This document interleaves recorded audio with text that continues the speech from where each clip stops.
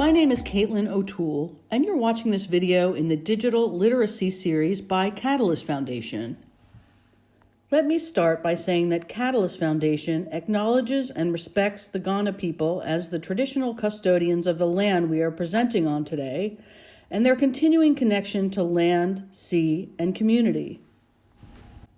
We recognize the diversity of Aboriginal people and the importance of land, culture, and heritage to the elders and their communities. Catalyst Foundation desires to walk together with the Aboriginal community in parallel on a two-ways journey of cultural and knowledge exchange. Catalyst Foundation is a charitable, not-for-profit organization and a leading provider of community information in South Australia. We connect people to services, and we provide free and independent information to all South Australians. Reach out to see how we can help. Visit us at www.catalystfoundation.com.au, follow us on Facebook, or give us a call at 08-8168-8776. So let's start.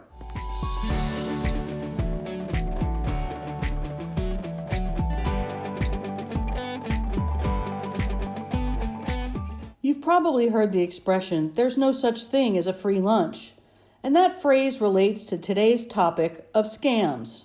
So what exactly is a scam anyway? A scam is, in essence, a fraudulent, deceptive scheme to try and steal your money. Scammers may email, phone, text message, contact you on social media, or mail you offers that sound too good to be true. Here's a true or false question for you. Australians over the age of 65 are now more vulnerable to scams than ever before. It's true. Over 25,000 Australian seniors have reported scams in the last year, and that number is on the rise. But by being equipped with the right information and having awareness, we can help make sure it doesn't happen to you. Today I'm going to be talking about 5 of the most popular types of scams: phishing, online dating and romance scams, investment scams, online shopping scams, and COVID-19 scams. The first scam I'm going to talk about is the phishing scam. So what is phishing?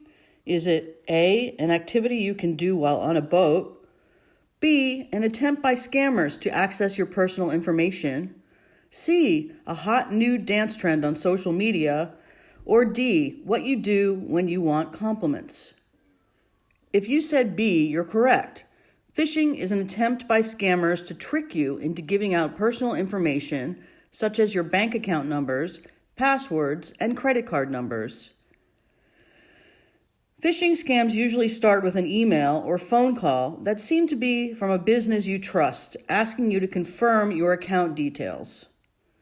When you confirm your details, they're actually being gathered by the scammer. Fishy emails will often be from a sender claiming to be a representative from a real company, but the sender's email address will not match who the person claims to be. Fishy emails may also contain spelling mistakes, which is another clue that the person who sent you the email is a scammer. So, what should you do if you get an email asking for your personal information? You should delete the email, report the email to the actual company, and report the scam to ScamWatch. And I'll tell you all about how to do that at the end of this presentation. Be sure you don't click on any links in the email, enter your password, or respond to the email. On the subject of passwords, you need to make your password hard to guess. Write it down, keep it in a safe place, and do not share it with anyone.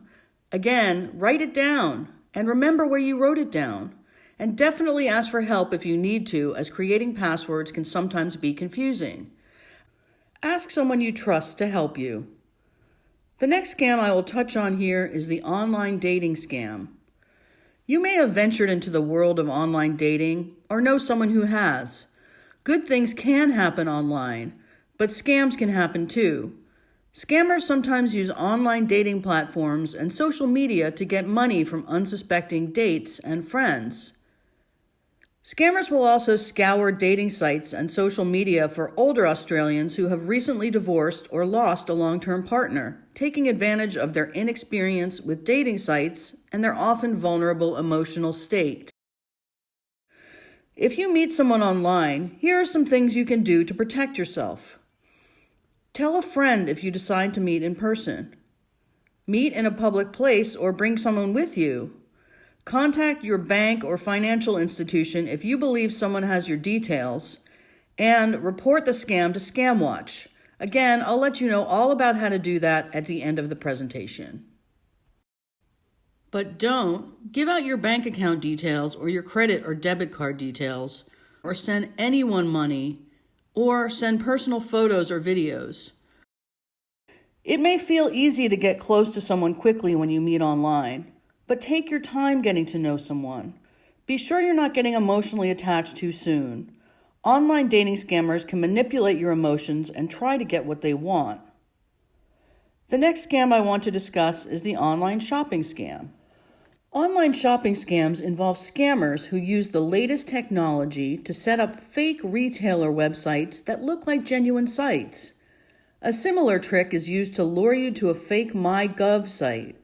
In the example I'm showing here, note that the website address the arrow is pointing at is not the real MyGov website address.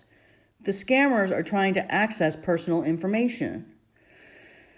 These fake shopping and government sites can be pretty convincing, and the differences between them and the real sites can be very subtle. When in doubt, do a Google search for MyGov to be sure you're finding the real, authentic MyGov site. If you're doing any online shopping, the biggest tip-off that a retail website is a scam is the method of payment. Scammers will often ask you to pay using a money order or preloaded money card, but if you send your money this way, it's unlikely you will see it again or receive your purchased item. When it comes to online shopping scams, you can take a few steps to steer clear of scams. Make sure the web address has an HTTPS at the beginning of it, as is shown here. The S is for secure site. Use PayPal if you can, and look out for weird spelling or grammatical errors. Don't send a money order, do an international funds transfer, or send money to anyone you don't know or trust. A good rule of thumb is to trust your gut. If something feels off or sounds too good to be true, it probably is. If you're ever not sure whether a website is authentic or not, or if a person is trying to take advantage of you, tell a person you know and trust about it and they can help you. According to ScamWatch, scammers swindle millions of dollars from unsuspecting Australians every year with investment scams, the next type of scam I'm going to be telling you about. Common investment scams include cold calls, hot tips, and investment seminars. If you get a call from someone you don't know and you feel scared or nervous about it, you need to listen to that. For example, you may receive a call from someone with financial advice you never asked for, urging you to act quickly or invest or you will miss out. Or you may see an ad for a seminar or receive an email promising a risk-free investment, instant millionaire status, or an opportunity to get rich quick. You may receive an investment opportunity that promises a high return with little or no risk. Always do your research before committing to anything. Call your financial advisor and your bank if you're unsure or you get that gut feeling. And as always, report the scam to ScamWatch, and we'll tell you exactly how to do that at the end of our presentation. Don't let anyone pressure you into making decisions about your money or investments.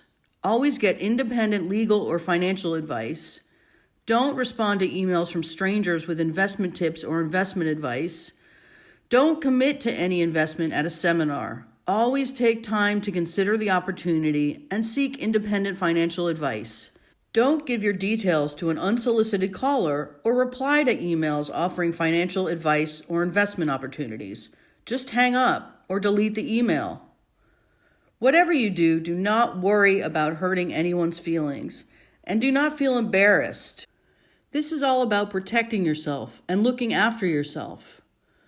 Scammers have historically taken advantage of people's fear during uncertain times, including times of public health crises. Which brings us to the final scam we will be talking about today, the very timely COVID-19 scam. Some types of COVID-19 scams include the adopt a pet scam, in which scammers target those who may be lonely because of isolation and want the companionship of a pet.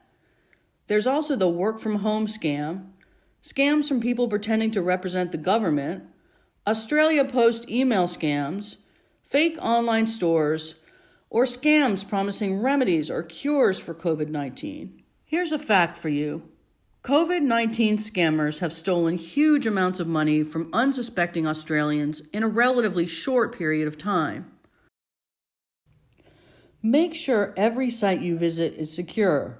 Again, you can know this when you see an HTTPS and padlock in the address bar. Look out for that S because that means you are on a secure site. Also, try to keep your antivirus software up to date and always report the scam to ScamWatch. We'll tell you how in just a bit. Don't reveal any personal information to a cold caller. Hang up on them. It's not rude. Do not provide remote access to your computer. Don't open attachments from strangers. Don't be pressured into making any decision, and don't send or transfer money to a stranger. The bottom line is be alert, be informed, and be careful, but don't panic. Scams are intended to take advantage of your good nature, but if you're careful about sharing personal information online, use common sense about who you give money to, and keep your guard up, the internet can be a safe place to explore. And here's the light at the end of the tunnel. According to research recently presented at the National Elder Abuse Conference in Brisbane, seniors are fighting back against scammers more than ever, even though scammers think of them as digitally unsavvy. Seniors are arming themselves with information and adhering to some of our advice, such as keeping virus protection updated, deleting suspicious emails, hanging up on unsolicited calls, and asking for help from others when they are unsure, such as younger adults or even tech-savvy kids. Here are some resources in case you suspect you are or have been a victim of a scam. The best place to report and learn more about scams is the Australian Competition and Consumer Commission ScamWatch site, which can be found at www.scamwatch.gov.au. Here's Catalyst Foundation's information. If you think you're being scammed or want to reach out to us, please drop us an email at information@catalystfoundation.com.au or give us a call at 08-8168-8776.